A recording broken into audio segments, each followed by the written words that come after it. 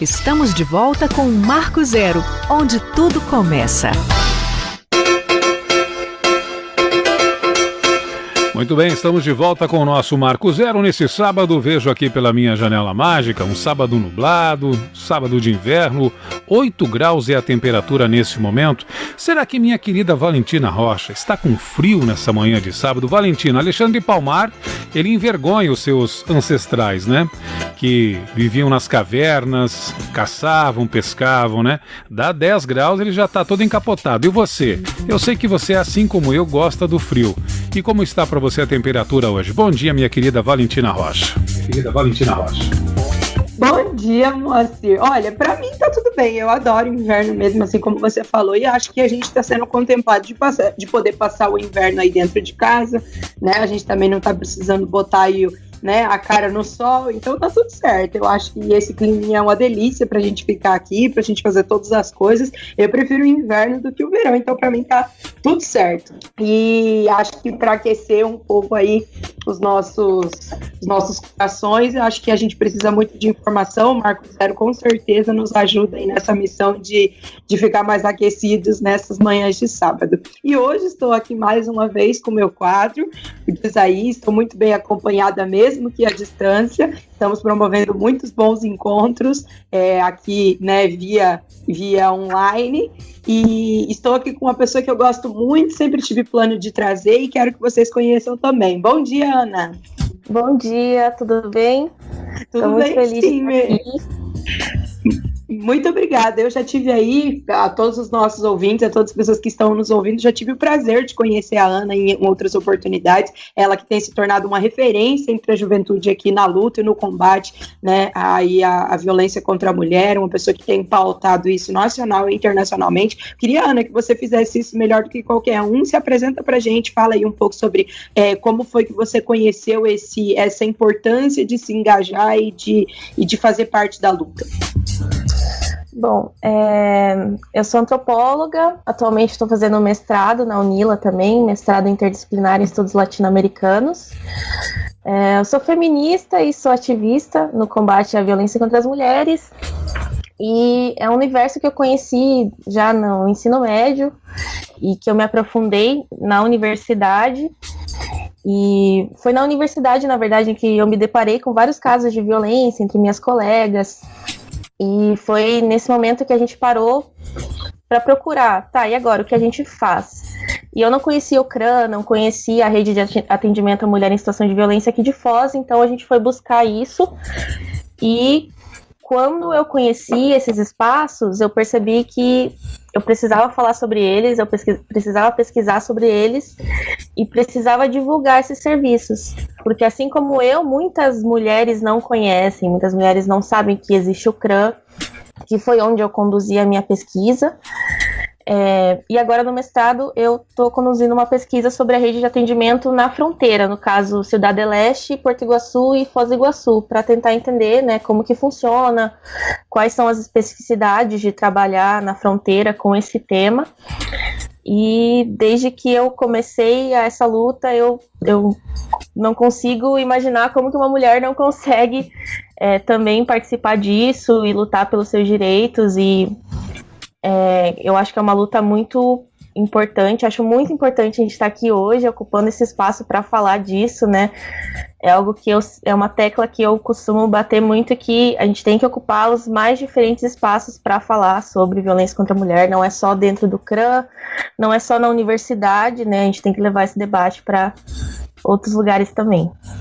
Com certeza, Ana, com certeza, e esse é o intuito da gente trazer esse debate para cá, esse é o intuito, né, da gente estar juntas aí em tantas oportunidades, e que bom que agora existe abertura para a gente falar isso no bar, para a gente conversar isso dentro da rádio, para a gente falar disso, né, em tantos lugares. Você falou da importância das pessoas conhecerem, né, esses meios de referência ao atendimento da mulher, que é o caso do CRAN, mas eu acho que uma outra coisa muito importante também, que faz as pessoas se entenderem enquanto situação de viver a violência, é entender o que é violência, violência. Ainda existe um tabu muito grande das pessoas em acharem que violência é só, né, quando chega ao extremo, quando chega ao ápice da violência física, né? Eu queria que você falasse aí quais os tipos de violências que existem e como uma mulher que está nos ouvindo agora, ela pode às vezes se deparar numa situação de violência sem nunca, né, ter apanhado, sem nunca ter sofrido violência física. Isso é muito importante, uma pergunta muito importante, porque existe esse mito, né, de que violência contra a mulher é quando ocorre uma agressão física, quando deixa hematoma, quando deixa marca, mas hoje em dia, né, você vai ler, por exemplo, a Lei Maria da Penha, a Lei 11.340, e nela está lá tipificado, por isso que essa lei é tão importante, porque ela vem para dizer justamente isso, que violência contra a mulher não é só agressão física. E lá está tipificado 5 tipos de violência específicos, que é a violência física, que é qualquer conduta que cause dano físico à mulher, a violência psicológica, que também está atrelada à diminuição da autoestima, qualquer conduta que cause dano psicológico, emocional, a violência sexual, que também é um tipo de violência mais conhecido, né, e mais fácil de se identificar do que os outros tipos, a violência patrimonial, que é qualquer conduta que subtraia ou cause dano a bens materiais da mulher, às vezes documentos ou material de trabalho, ou até, por exemplo, animais de estimação, é algo que acontece, né, às vezes o cara ele agride o animal de estimação da companheira com o intuito de atingi-la, isso é um exemplo de violência patrimonial também. E a violência moral, que é calúnia, difamação, acontece muito, principalmente agora nessa era da internet, é um tipo de violência que tem acontecido muito. E, obviamente, não são somente esses tipos que estão na lei, que são os tipos de violência, as formas de manifestação que existem, né? Por exemplo, tem a violência obstétrica, que não está especificada, mas é uma violência que acontece muito.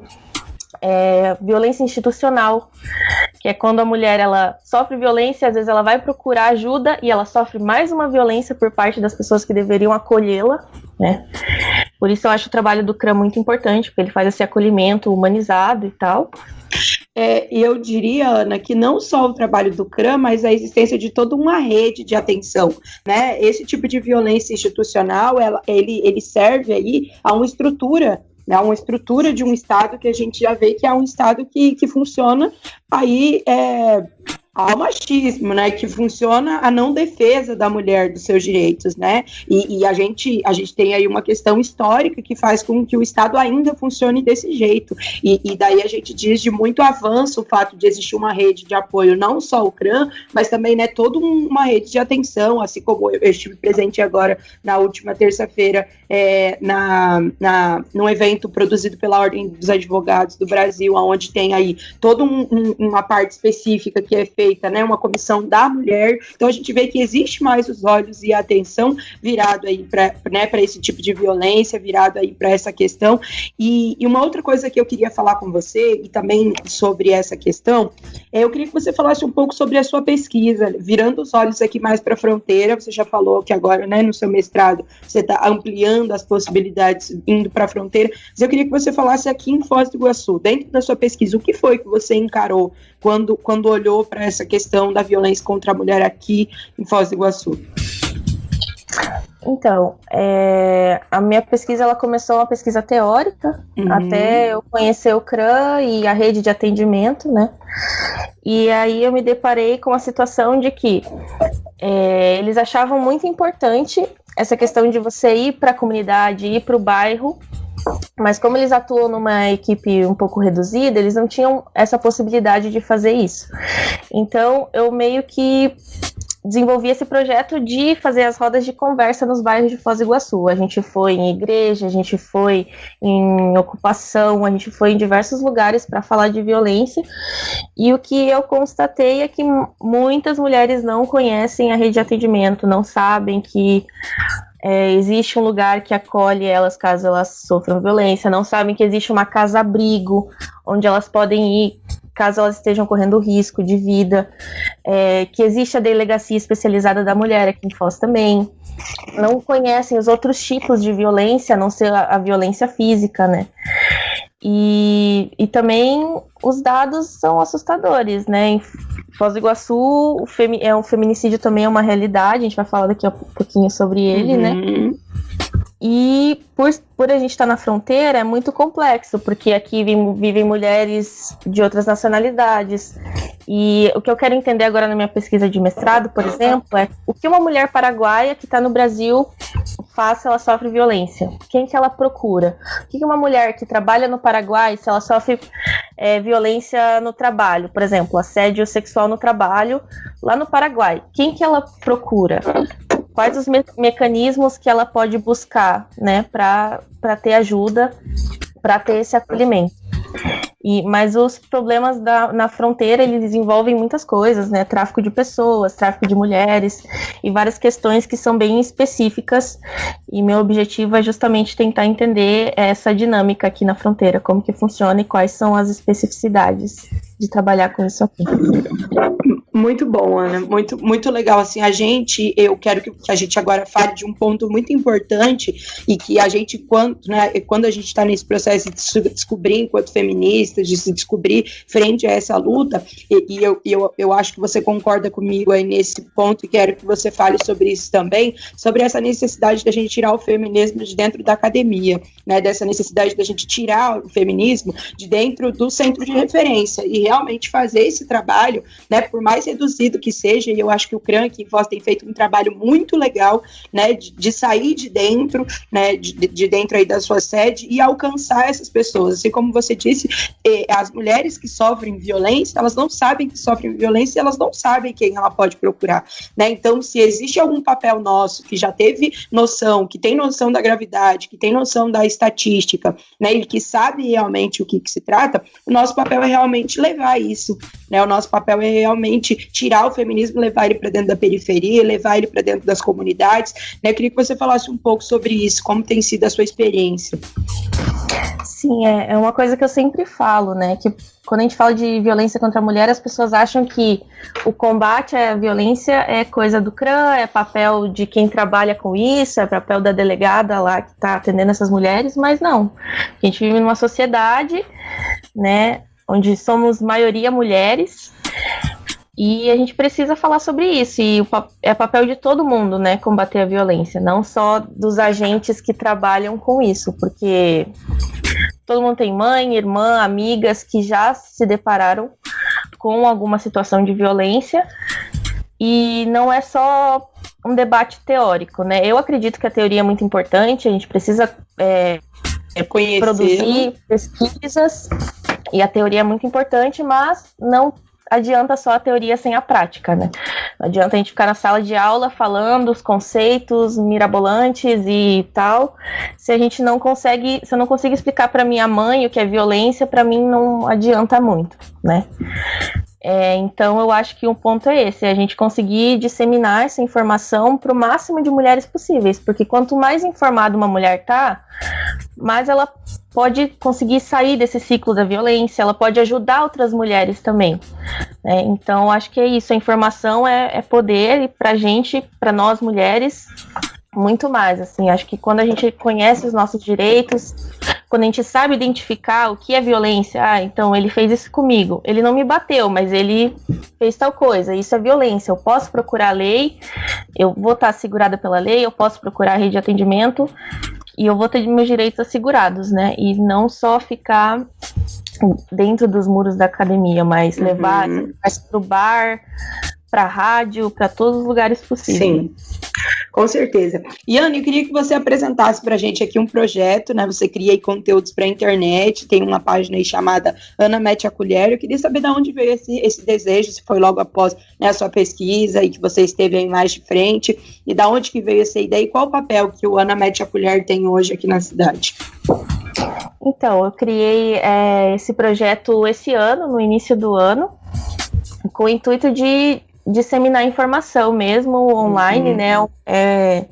É um ramo que tem crescido bastante, e eu acho que é um bom meio de você espalhar informação e fazer chegar a muitos lugares, né? Às vezes eu escrevo algum texto, aí eu mando para uma amiga, mando para minha mãe para ela dar uma lida, ou ela mesma fala, eu vi lá que você escreveu sobre tal tipo de violência. E surgiu dessa vontade mesmo de informar as pessoas e trazer informações que eu não sabia, né? E que eu acho que são essenciais e tem a ver com prevenção. Para mim, quando a gente fala de violência contra a mulher, a palavra-chave é prevenção, né? Porque a mulher que tem informação, ela consegue romper com isso.